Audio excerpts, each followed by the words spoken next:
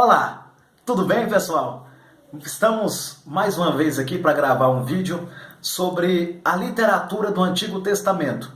É interessante que quero deixar bem claro que os vídeos aqui no canal são pedidos de muitos alunos, muitas pessoas que talvez não tenham acesso a uma estrutura epistemológica da teologia mais aprofundada, mais coesa. Então, isso é resposta ao pedido de muitos desses alunos, dessas pessoas que gostam de estudar esses conceitos, de tal forma que os vídeos são gravados aqui mesmo de forma bem amadora, mas de forma bem rápida, quando tiro aqui um tempo bem rápido para fazer essa gravação, tá certo? Então eu vou falar aqui um pouco sobre a literatura do Antigo Testamento. Essa aqui vai ser a parte 1. Lembrando que é sempre uma abordagem científica.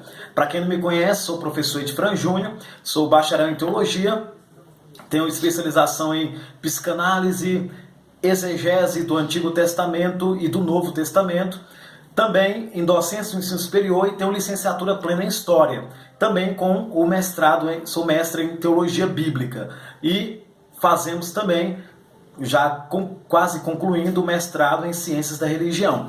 Então, olha só, é interessante nós percebermos alguns detalhes importantes acerca da literatura do Antigo Testamento, pois a literatura do Antigo Testamento, ela tem, a priori, uma aproximação confessional da Bíblia. Os documentos do Antigo Testamento, eles foram considerados como documentos inspirados por Deus, divinamente inspirados, produto de uma inspiração. Desta forma, a posteriori, os judeus, eles acreditavam e interpretavam todo o Tanar, assim podemos chamar a Bíblia hebraica, o Tanar, eles interpretavam através da tradição oral do Talmud como sendo um documento inspirado. E isso é interessante que vai acontecer no ano 90 depois de Cristo em Jâmnia, vai acontecer ali de uma forma definitiva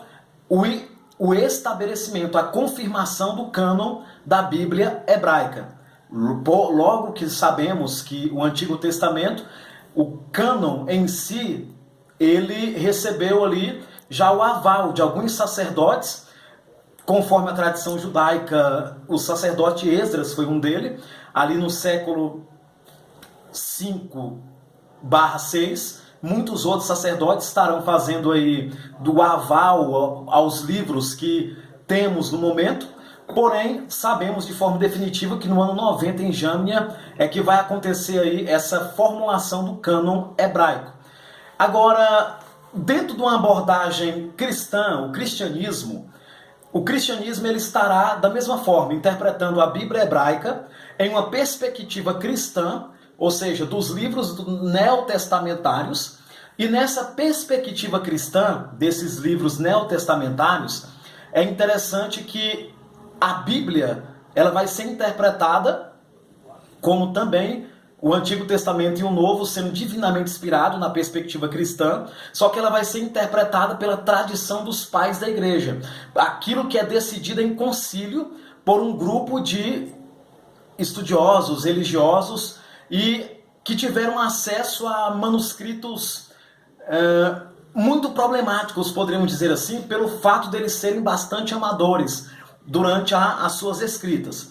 Agora, fica interessante, quando nós chegamos aí, dentro dessa perspectiva cristã para a Bíblia hebraica, fica interessante que do 2º século até o século XVI, que é a Reforma Protestante, nós temos aí essa interpretação retromencionada. A partir do século XVII, nós vamos ter uma revolução em toda a Europa, em todo o conhecimento. Embora nós temos ali a França como o centro intelectual da Europa durante o Iluminismo, a palavra iluminismo, o esclarecimento, ela vai ser de origem alemã, e com a chegada do Iluminismo, ou Era das Luzes, o esclarecimento, ou ilustração, o que é o Iluminismo? É que agora todo conhecimento ele pode ser estruturado. É a era da razão, é a era do conhecimento, onde todo conhecimento pode ser estruturado, pode ser estabelecido um método, e esse método é a razão, é um método científico, pelo qual se pode conhecer pela logicidade todos os fatos que são reais. Desta forma, vai surgir aí muitos métodos, como o método histórico crítico de Ronan Salomon, o método histórico crítico para os documentos antigos, dentro do âmbito da história. Nesse âmbito histórico, do método histórico crítico, que teremos algumas ferramentas de análise, como crítica textual, crítica das formas, crítica das fontes, crítica histórica. Dentro dessas ferramentas de análise, os documentos antigos estão submissos a esse escriturinho, a essa análise bem minuciosa. Com isso, a Bíblia hebraica também passou pelo crivo do método histórico crítico, pelo crivo do iluminismo, do método científico proveniente aí do iluminismo. Então, desta forma, o que vai acontecer aí? Desta forma, novas perspectivas, novas apropriações, novas aproximações da Bíblia vão surgir. Vão surgir novas abordagens da Bíblia hebraica, novas abordagens do Antigo Testamento. E essa do método histórico crítico é uma nova abordagem, aonde percebe-se, através de, por exemplo, Julius Wellinghouse, desde o século XVIII, que vem aí trabalhando a questão da fonte conhecida como HD, ou hipótese documentária, onde ele diz que, por exemplo, a autoria do Pentateuco, ela não é de um único autor, não seria no caso Moisés, mas ela é resultado de comunidades de fontes, aí, onde é trabalhado ali a fonte eloísta, a fonte javista, a fonte deuteronomista e a fonte sacerdotal. Que essas fontes são comunidades que desenvolveram, no caso, tradições. E essas tradições foram escritas e depois reeditadas posteriormente. Então ele vai escrever que, na realidade, o Antigo Testamento é uma compilação de várias fontes. No caso, ele estabelece 4 tipos de fonte. Embora essa abordagem já seja uma abordagem antiga, é interessante nós percebermos que, na atualidade, a abordagem mais recente que podemos ter dentro da leitura sociológica da Bíblia hebraica, e tem muita gente, infelizmente, que se assusta com isso, porque as pessoas acham que a Bíblia ela é um livro que caiu do céu, ou caiu empacotado, ou algo do tipo, ou algo que abriu um portal, ou abriu um cosmo, ou algo psicografado e ela caiu como um pacote. E na realidade não. Na realidade, o que nós temos que entender é que aquelas pessoas viviam em relações sociais. Elas viveram em um momento histórico, em um tempo histórico. E esse tempo histórico que essas pessoas viveram é de onde vai sair a sua religiosidade. E daí a religiosidade vai ser colocada em documentos. Vai ser colocada em documentos. Esses documentos, por sua vez, fazem parte de uma série de tradições, compilações, redações que sofreram edições no decorrer de toda a história. Temos então que perceber que a nova abordagem, utilizando o método histórico crítico, chega-se à conclusão que o Antigo Testamento ele é uma retrospectiva. Ou seja, os editores no século 5 e 6 antes de Cristo, os editores, os redatores do Antigo Testamento, eles utilizaram-se de tradições antigas e fizeram uma edições, redigiram essas tradições dentro de uma perspectiva política, econômica, social do tempo deles. Por isso que nós vamos ter, por exemplo, 1 Samuel, 2 Samuel, o livro das crônicas, nós teremos, a bem da verdade, todos esses registros, até mesmo o livro dos reis, escrito numa perspectiva do Reino do Sul para o Reino do Norte. Os judeus que, após o cativeiro, devido buscar a centralização política, uma monarquia centralizada, eles vão reeditar a Bíblia, reeditar essas histórias antigas, dentro de uma perspectiva judaica. Ou seja, o reino do norte não presta. O reino do norte, todo mundo lá é ruim. Agora aqui, nós é que somos o povo da promessa. Nós, os judeus, é que somos o povo da promessa. Então eles vão escrever dentro de uma perspectiva do sul para o norte. Ou seja, a Bíblia hebraica é escrita dentro de uma edição sulista. Os judeus, os judaítas do Reino do Sul, eles pegam histórias do Reino do Norte, reinterpretam uma perspectiva do Reino do Sul. Vou dar um exemplo para você para ficar mais claro. O rei Onri é um reino do norte. A Bíblia, ela dá tão somente 8 versículos para o rei Onri. Desses 8 versículos, só um é informativo. O que isso significa? Isso significa que o rei Onri, ele é reportado como um rei mau, e nesse sentido, ele é colocado ali como um reino sem importância, um reino sem expressividade, pelos editores do Sul. O que nós entendemos e encontramos atualmente na arqueologia, inclusive em Israel Finkelstein, arqueologia maximalista, nós encontramos que o rei Onri, por exemplo, milhares de artefatos foram encontrados com o nome do rei Onri, até mesmo em outras nações. Fica, portanto, evidente que o rei Onri, o reino de Onri, foi um reino extremamente grande, um reino grandioso, o reino de Onri. Sendo um reino grandioso,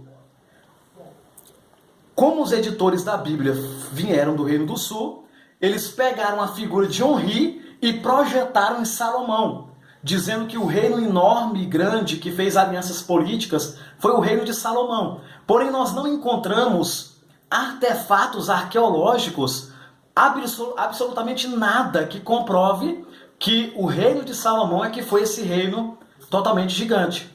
Ou seja, pelo método histórico crítico, entende-se que o Reino do Sul, utilizando-se de algumas tradições do Norte, projetou essas tradições do Norte para privilegiar o próprio povo do Sul, para privilegiar a si mesmo na época em que eles estavam buscando uma centralização política. Então, nós entendemos já nessa introdução, primeira parte dessa introdução à literatura hebraica, que ela foi escrita uma perspectiva do sul para o norte. Do sul para o norte. É interessante também percebermos que muitas tradições, muitos pontos históricos, estilos literários, enfim, dentro da narrativa do Pentateuco, por exemplo, demonstram edições de uma época bem posterior. Porque nós somos produtos de uma época, nós somos frutos de uma época. Somos frutos de uma época. Suponhamos que alguém vai escrever sobre a história do passado. Suponhamos que eu vou escrever algo como se eu tivesse vivido durante o período da Reforma Protestante. E eu me passarei como se estivesse vivendo naquela época. Porém, sempre surgirá alguma frase, algum pensamento que é produto dessa época. Que daqui a 200 anos, quando alguém pegasse esse material, esse alguém ia chegar à seguinte conclusão: que a época em que o documento foi escrito foi em 2017. Isso significa que nós somos produtos de uma época. É praticamente impossível escrevermos qualquer material, sem deixarmos relampejos, fagulhas, sem deixarmos o estilo literário pessoal, sem deixarmos alguma subjetividade do nosso contexto, da nossa época. Por exemplo, em Gênesis 14, fala-se sobre monarquia. Ainda no Gênesis, fala sobre a domesticação dos camelos. Então, são expressões que não existiam naquela época ainda. A época, o contexto cultural, não existia uma monarquia, os camelos eles ainda não eram domesticados, por exemplo. Então, tudo isso é importante para percebermos fagulhas literárias de muitos trechos que foram reeditados, reencaixados. Por exemplo, temos uma tradição que dentro dessa tradição, quando ela trata, aparece o Deus Yahvé, sempre aparece acompanhado do Deus Yahvé. Aparece o Deus Yahvé, o monte sempre será o Sinai, o povo da Palestina é chamado sempre de Cananeu, e o sogro de Moisés é chamado de Raguel. Ao passo que, em outra tradição, sempre quando aparece o nome Elohim, o monte sempre será Horebe, o povo da Palestina sempre serão os amorreus, e o sogro de Moisés será Jetro.